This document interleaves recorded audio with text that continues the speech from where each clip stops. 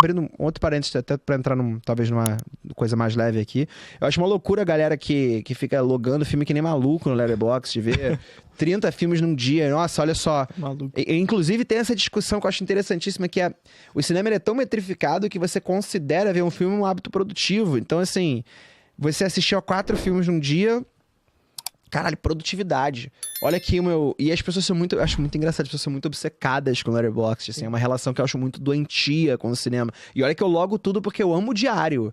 Eu amo ter ali minha watchlist, olhar o que eu quero assistir. Eu acho o Letterboxd o máximo. Sim. Inclusive... não é uma corrida contra os outros. Não é. E também é muito engraçado, porque... É geralmente uma galera mais jovem, né? Que fica muito empolgadinha, fica trocando os faves, aí fica o pôster customizado do filme. Sim. Acho muito, eu não sei se você é o cara que faz pôster customizado de filme, mas eu acho muito engraçado. Não faz. Eu acho hilário. E essa relação de, cara...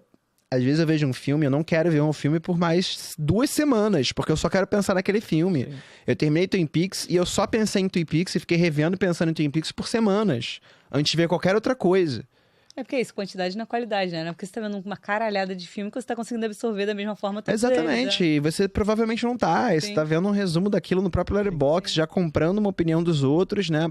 Em cima dessa produção de gosto, e aí a gente vai desaprendendo a gostar das coisas.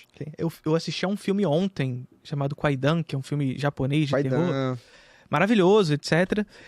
E aí eu dormi, quer dizer... Quase não dormi, na verdade. Dormir, né? Tentei dormir por causa de filhos, né? Mas acordei, aspas, também. E quando eu acordei, já tinha um monte de mensagem pra mim. Cadê o texto de Kwaidan? Caralho, eu acabei de ver. A galera quer que eu, tipo, reproduza textos, sabe? Não, e o Felipe... Mas é uma relação ansiosa mesmo que a galera tem. Quando ele sai do cinema, a gente sempre conversa, né? E aí, o que você achou do filme? A gente fala, eu viro e falo depois. E a nota do Letterboxd? Ele precisa parar, pensar, absorver o filme, falar. E às vezes o que a gente conversou, a ideia ela vai mudando, quando a gente vai conversar na semana seguinte já mudou. O pensamento dele, o meu pensamento, porque as coisas elas vão amadurecendo na tua cabeça, não é? Óbvio. A gente assistiu uma batalha após a outra no cinema e... Foi exatamente Nossa, isso. Detestei isso. Quando eu saí do cinema, a gente conversando, eu falei, gostei. É um filme divertido, sabe? O filme é divertido. Sim. Só que depois, com o tempo, pensando sobre o filme, eu falei, não, calma aí, não é isso aí. E o negócio caiu muito, foi caindo na minha experiência. Porque é um filme que é isso, você chega ali, você se diverte. Ação, o tempo todo ação. Mas depois que você para pra pensar, você vai vendo que... Né? Não é... Porque o Paul Thomas Anderson também é um grande diretor, né? Então é um filme que é muito bem dirigido. É tecnicamente habilidoso. Os problemas de direção não são os problemas... Não é porque ele é um filme mal dirigido. Sim. Acho que o filme tem outros problemas, que é um filme muito pouco maturado. É um filme que o texto é inacreditável, assim, porque é uma coisa que o Paul Thomas Anderson faz. O Leonardo DiCaprio tá ridículo no filme. Tá intragável. Olha que eu amo o DiCaprio, não dá mais. Ele virou o Al Pacino, cara, depois do Scarface. Ele tá histérico. Sim. Aquela sequência dele que não acaba nunca.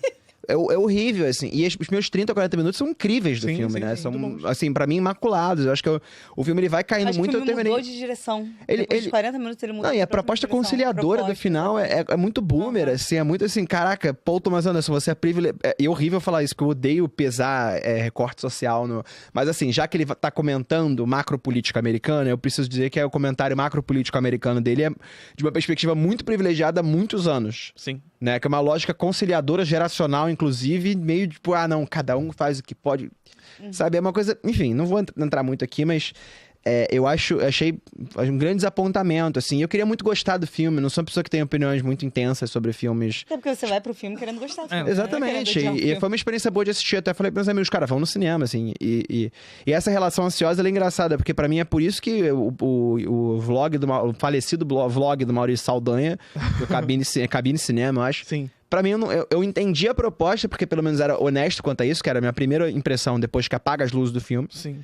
Mas eu não sei se eu quero ver as primeiras impressões de alguém depois que acaba. Eu quero ver a opinião dessa pessoa o quê? Pensada, maturada, trabalhada em outra temporalidade que não a da internet. Sim. Que não a de um tweet aleatório do Letterboxd com 20 mil likes porque alguém misturou piadas de Twitter com aquilo.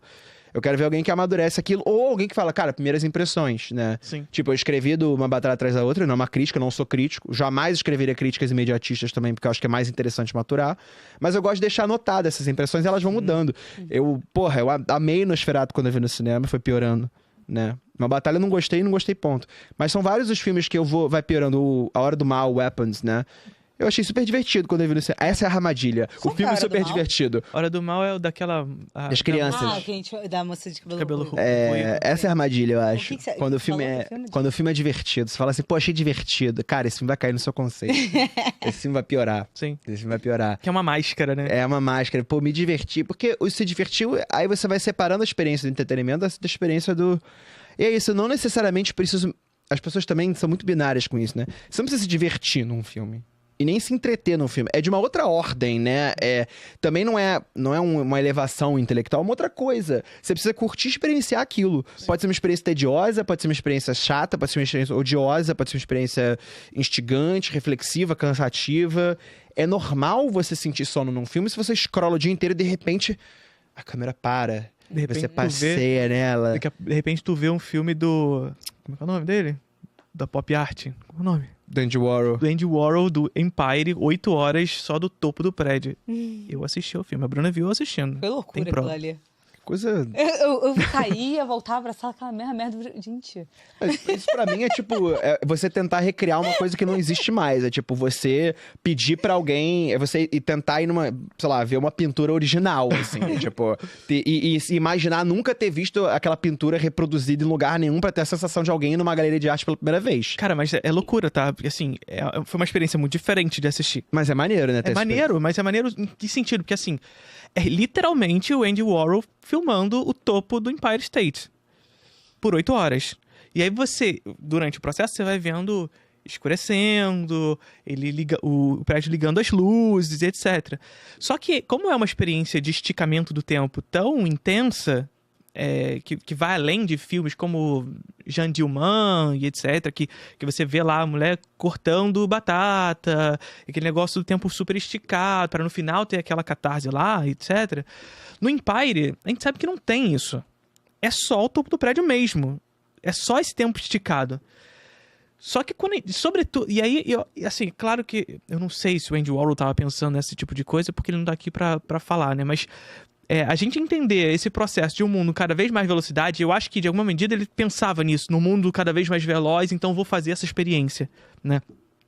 Mas ver isso hoje é ainda mais instigante, porque a gente vive nesse mundo ainda mais veloz, esse mundo algoritmizado, esse mundo onde você scrolla pra cima tudo, e aí de repente você tá vendo um filme de um topo de um prédio, onde qualquer pássaro passando na frente é um grande acontecimento. Um avião passando por trás do Empire State é um grande acontecimento no filme, sabe? É porque hoje em dia pra gente ver um prédio por 8 horas é a mesma coisa que não ver nada. Não vê nada. É você perder a visão, porque você não sabe mais processar aquela informação com esse esticamento de tempo. Exatamente. É completamente estrangeiro pra gente a ideia de que em algum momento isso foi absorvível. Mesmo que naquela época já fosse um exercício de dilatação do tempo, existia um processamento diferente disso, né? Assim como, sei lá, o debate que eu falei presencial de 6 horas, cada um falava por 3 horas, uma réplica de 3 horas. Sim. E as pessoas assistiam, porque a gente não consegue pressupor. Assim como a gente não consegue pressupor o que era a Grécia Antiga e a construção mitológica dela e a apreensão de sentidos antes da linguagem escrita, né? O que é você ter uma subjetividade antecedendo o escrito. Você consegue só inferir, mas inferir já é pensar isso dentro de uma lógica escrita, né? É um Ouroboros, né? Você tá tentando fazer sentido de uma coisa já estando dentro dela. Então, o começo dela, você vai voltando na cauda e você termina na sua boca, né? Sim. Eu acho que essa é uma parada muito louca da gente pensar o quanto o cinema muda e o quanto ele dilata. E eu acho que a gente tem o direito de querer um ponto assim, cara, pare as máquinas, aqui tava bom, sabe? Sim. Que eu acho que casa na gente ser nessa coisa geracional e nessa coisa nostálgica, mas que também tem a ver com a relação que a gente moldou nessa época com o cinema, ou seja, num eixo ali dos anos 80 aos anos 10. É uma geração, são 30 anos, né? O cinema se deu diferente antes disso, se deu diferente depois disso. Vai continuar se dando diferente, mas aquela janela ali, talvez por ser a janela que justamente produzia a nossa percepção da realidade e que moldou e que foi um momento, eu acho que de maior... Não a janela 80 hoje, mas assim, né? O cinema é uma arte muito recente, né? A gente pega menos de 100 anos e nesses menos de 100 anos você compactou uma produção e uma condensação de informação muito interessante dentro daquilo e de repente você não tem mais isso. Até porque acho que é difícil não concordar que os anos 10 foram os piores na produção cinematográfica na história. Acho que é difícil entrar numa lógica. É difícil entrar numa lógica qualitativa, né? Sim, lógico. Mas é isso, só vai perder pro que vão ser os anos 20. Então acho que assim, é engraçado que a gente foge do qualitativo, mas é difícil não afirmar isso, né? E a gente entende, é isso, quando a gente fala que nos anos 80 era melhor, nos anos 90 era melhor, existe uma sensação da galera de achar que isso é só nostalgia. Mas a gente precisa entender que, como em qualquer arte, o cinema também passa por um momento de crise. E as crises no cinema se manifestam pela materialidade, pelas coisas que acontecem no mundo. Não é como se, os autores, eles não estão mais pensando, o cinema... Não, talvez os autores não estejam mais pensando porque o mundo oferece ferramentas as quais impedem que esses autores pensem a imagem, por exemplo. É isso que eu ia falar. Agora os filmes eles estão cada vez mais parecendo um com os outros. Tem mais, Divertidamente 1 e 2. Parece que é sempre uma reprodução de um mesmo modo de se fazer filme. Porque... Até a lógica do cinema digital mesmo. É isso, assim. O cinema fotográfico era um cinema que era em película e etc. Então você precisava pensar essa imagem antes de reproduzi-la. Sim. O cinema digital é um cinema de reprodução em massa. Ou seja, não existe nem mais a noção da fotografia. Porque não é sobre inscrever em luz aquilo que está na sua frente. É sistema binário, é sistema eletrônico que vai ser capturado pela câmera, mas não pelo imediato após, mas como a câmera identifica o que está na frente dela, sabe?